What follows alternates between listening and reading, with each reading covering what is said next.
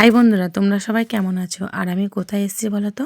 তো কোথায় এসেছি সেটা তোমাদের সাথে শেয়ার করলাম। তোমরা কেউ স্কিপ করো না, কারণ আমি তো নিজেও মেলা দেখছি আর তোমাদেরকেও দেখিয়ে দিচ্ছি। তো ভিডিওটা ফুল দেখো, ঠিক আছে? কেউ স্কিপ করো না। আর এই যে দেখছো, মেলাতে এত পরিমাণে ভিড় যে মেলাতে না ঢুকতে ইচ্ছা করছিল না। তারপরে জগন্নাথকে দর্শন করে নিলাম। তারপরে এই যে যে কালী মাতাটা আছে, এটাকে ডাডাং কালী বলে। তো এটা হচ্ছিল আমাদের ডোবের মধ্যে। তো এই কালী মাতাটাকে দেখার জন্য আমরা যাচ্ছিলাম। তো এই মেলাটা না পুরো একদম 15 থেকে 18 দিনের মতন বসে। তো শিবরাত্রির আগের দিনকে উঠে যাবে। তো দেখো, মেলাতে শুধু প্রচণ্ড পরিমাণে ভিড়। আর এখন কটা বাজছিল বলে তো, অনেকটা রাতও হয়ে গেছিলো। আর তারপরে না আমি ওখানে ভাবছিলাম যে লাভটাকে নেব, তো লাভটাকে নিলাম না। আর এই যে এখানে এসেছি, এখানটায় দেখো এই যে 1-2 নাম্বার দেওয়া আছে। তো 7টা দিয়েছিল রিং। তো আমি তো টার্গেট করছিলাম 2, কারণ আমার না লাভ হারিয়ে গেছে। তাই আমি 2টা টার্গেট করছিলাম, যাতে 2টা পড়ে গেলে আমি লাভটাকে যেন নিতে পারি। চলো, আর কি করব, কোনো কিছুতে পড়লই না।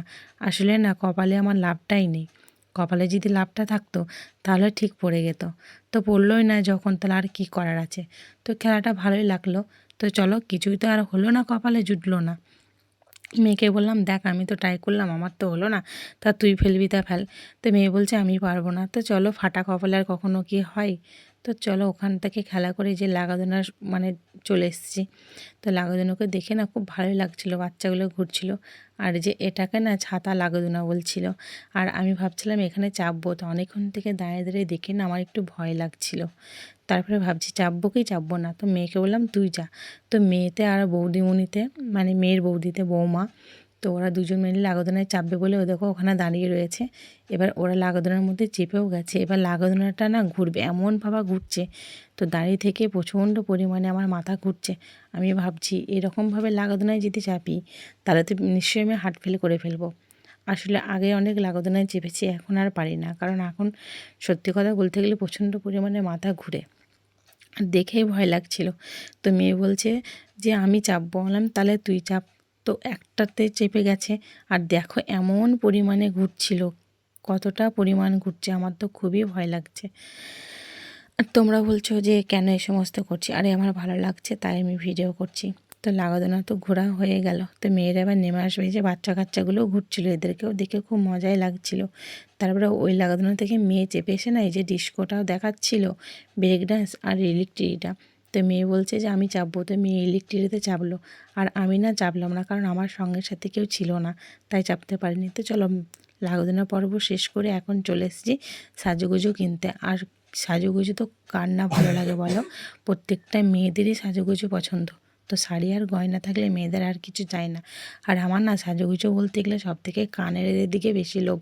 আর এত পরিমাণে দাম, আমার থাক বাবা, আমি বাজার থেকে কিনে নেবো, মেলাতে আর কিনবো না। তারপরে খাওয়া দাওয়া তো করতে হবে কিছু। তো মেয়েকে বলছে কী খাবি? মেয়ে বলছে আমি ফুচকা খাবো। আর এই যে এতটা পরিমাণে ফুচকাতে লাইন পড়েছে কি বলবো। তো লাইনটা না কমলে তো আর ফুচকা খাওয়া যাবে না। তো মেয়েকে বললাম তুই আগে খেয়ে নে, আমি তোকে ক্যামেরা করছি। আসলে আমাদের কোনো ক্যামেরাম্যান যায়নি। তো মেয়েকে ভিডিও করে নিলাম, তারপরে আমি খাচ্ছিলাম, তারপরে মেয়ে আমাকে ক্যামেরা করছিল। তো এইভাবে মা মেয়েতে খেয়ে নিলাম।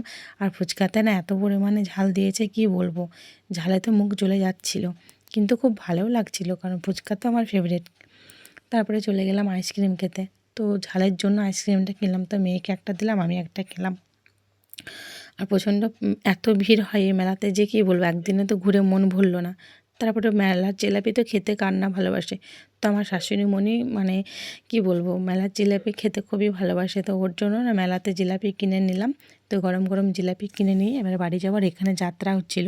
আর এত পরিমাণে লোক দাঁড়িয়ে দাঁড়িয়ে দেখছিল, আমাদের তো দেখলে হবে না, অনেক রাত হয়ে গেছে, বাড়ি ফিরতে হবে। তো চলো এখন বাড়ি যাই। কেমন লাগলো ভিডিওটা কমেন্টে জানিও। Tata, bye bye.